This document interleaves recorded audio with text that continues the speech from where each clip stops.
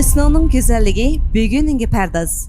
Kalbinin güzelligi hayatınga andaz. Salam sabah köyçileri. Bugünkü muşu yeni sabahda sabah köylerimiz arkalık sizler bilen didarlış fırsatı erişkenligimden yana intayın xursandman her bir gününla mənlik olsun. Şu tadı dehqonlar bo'layotgani Şinjan Sabah Madaniyat Taraqqiy chekish shirkati ishlagan Şinjan Mo'tvar kiyim-kechak shirkati tajdorligini olgan Sabah köy programmasi. Qadrdonlar, har sabahda yangi mehmon, har sabahda yangi köy. Bugungi sahnamizga aziz mehmon deymizmi hammalarga tanishdik.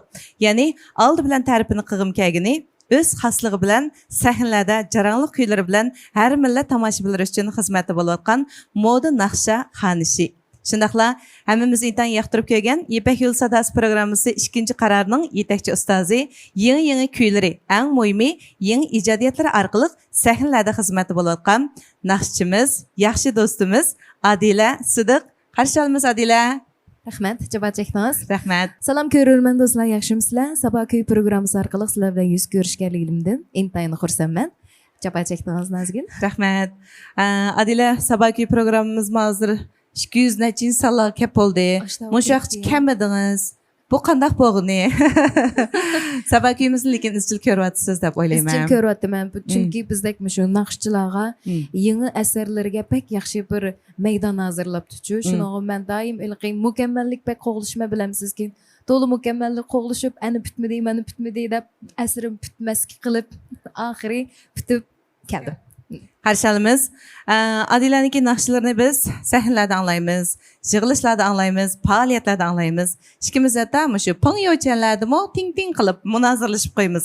Endi bu kasbni Adilam intayin yaxshi ko'rdi. Buni hamda deymizmi do'stlar, ish harakatlardan, qilayotgan so'zlardan, shug'ullanayotgan kasbidan his qila olasizlar. Mush kasbga bo'lgan muhabbat balkim Adilani mana shunday mukammallikni izlashga da'vat qilayotgan bo'lishi mumkin.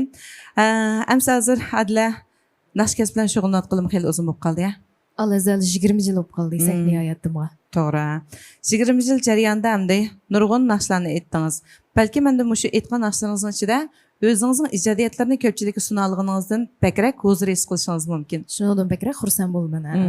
Amsa hozirgi mushu hayotingizning yoki mushu sahna hayotingizning hozirgi vaqtini kasbiy hayotimning yuqori pallasi deb qaramsiz yoki qanaq? Endi boshlandimiki deb o'ylayman. Chunki yuqori pallasi deb bilib olsam pastga qarab tushishga to'g'ri keldi-chi. Lekin mening yetmagan orzu armonlarim, san'at sohasida taxi qilolmagan ishlarim nurg'un. Shunga sahna hayotimni endi boshlandimki deb o'ylayman. Mush hissiyat to'g'ri. Chunki hamda har bir kun biz uchun yangi bir boshlanish bo'lganga o'xshash. Bu sahnadagi har bir minut, har bir daqiqami biz uchun yangi bir boshlanish nuqtasi. To'g'ri deysiz. Shuni to'xtamay o'rganishga, yengilishga to'g'ri keladi. O'zimizning rohat balbig'idan chiqib ketmasak bo'lmaydi. Turaversak, alg'a ilgirlash bir ruhi bo'lmasa, toza qamlashmay qoldi bu kasbimizda. To'g'ri deysiz. Amsa shu Ipak yo'l sadasi programmasidami nurg'ulg'an sizning ayni vaqtdagi ta'siriyotingiz bilan maydonga chiqadigan shu yangi havaskorlar yoki yangi naqshchilarga, yangi notalarga nurg'un ta'limlarni berdingiz, ularga yetakchi bo'ldingiz.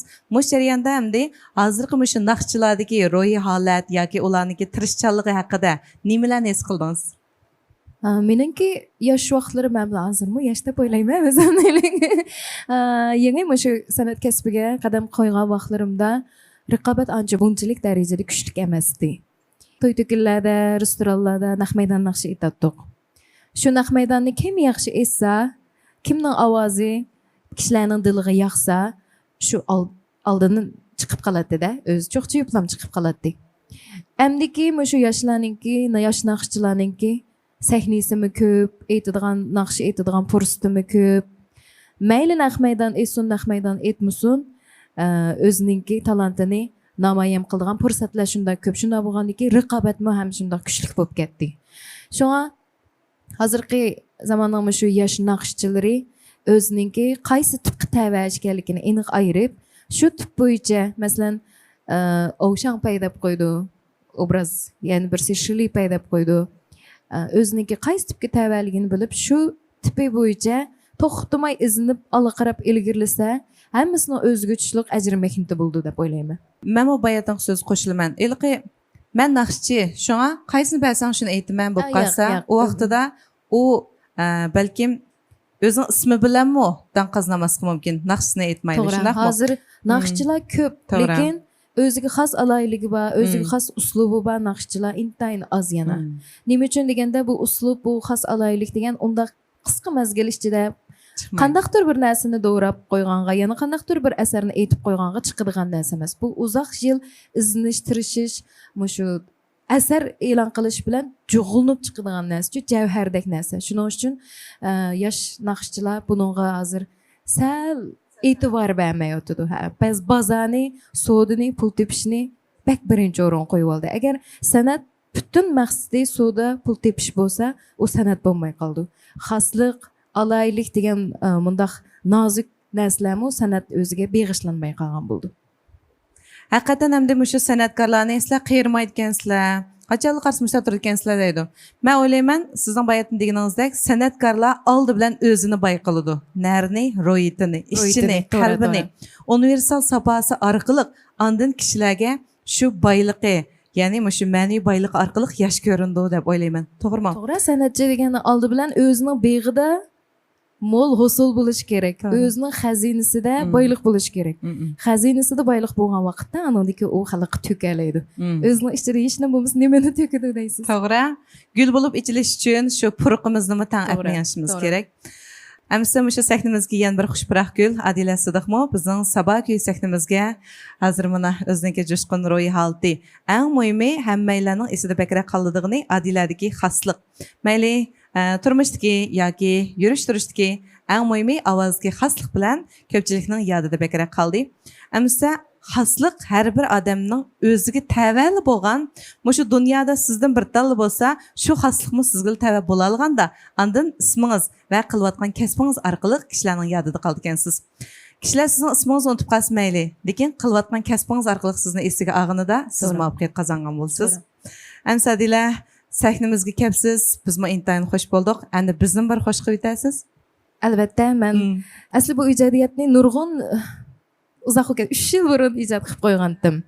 3 yil burun ijod qilib bir qancha programmalarda aytib baqdim, lekin haqiqiy bir raurus qilib mukammal holatda ko'pchilik sunib baqmagandim. Shunga bugun shu Sabo kuylar programmasi orqali meningki ishtirokchilarimga anglitganimdan o'zim mushada aytganimdan intayin xursand bo'lib xush bo'lib o'tiribdiman. Yana bir naqsham ketdi-yamsa. Rahmat, amsa birlikda hozirlaylik. Marhamat.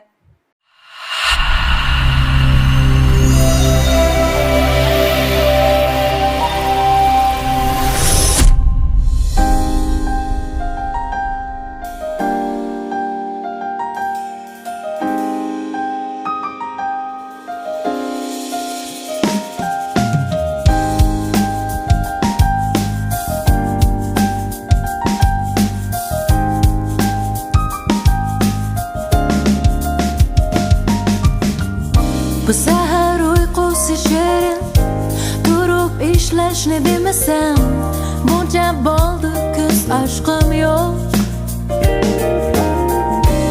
aram banmas qo'ng'iroq jahonda jiliqni demasam turg'um yo'q qish turg'um yo'q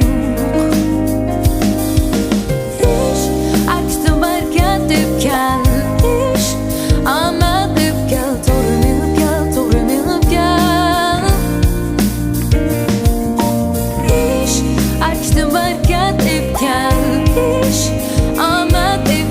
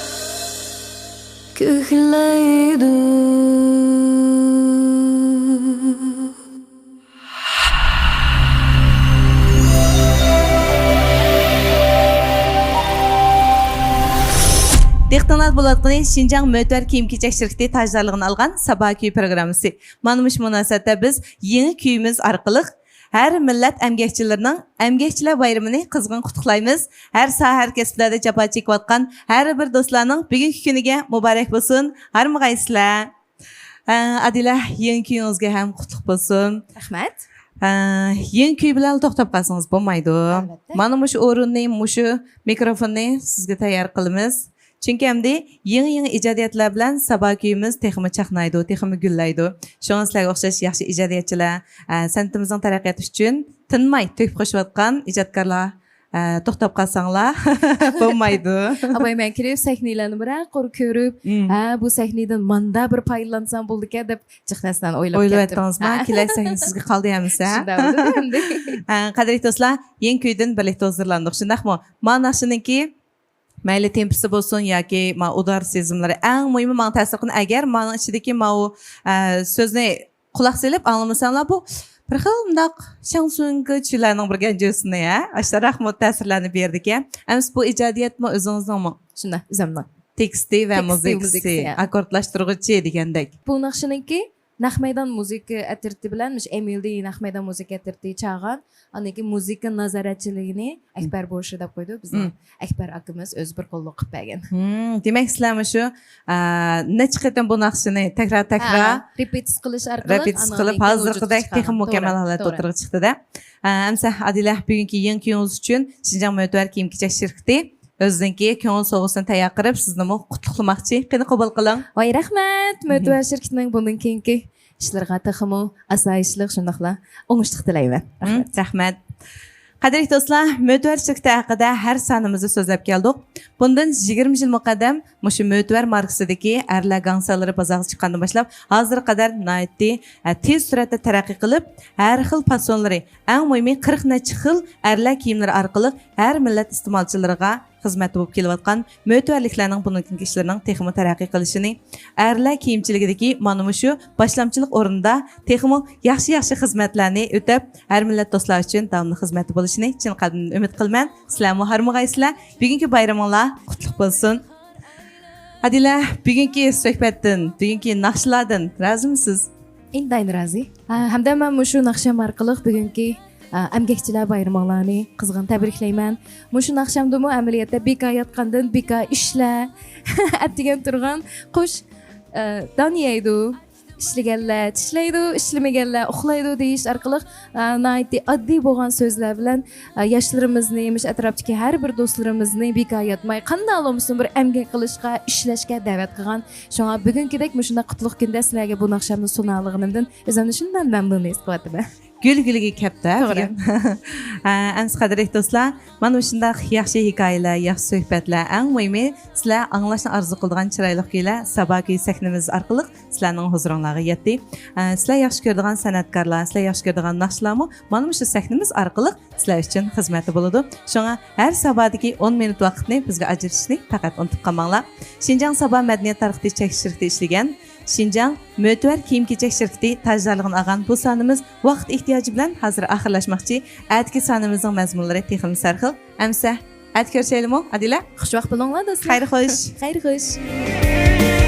Uyda ish, qalada ish, bekar yotgandan bekarga ish. Ishlaganlar ishlaydi, sahar turgan ishlaydi. Ishlamaganlar uxlaydi, ishlaganlar ko'klaydi.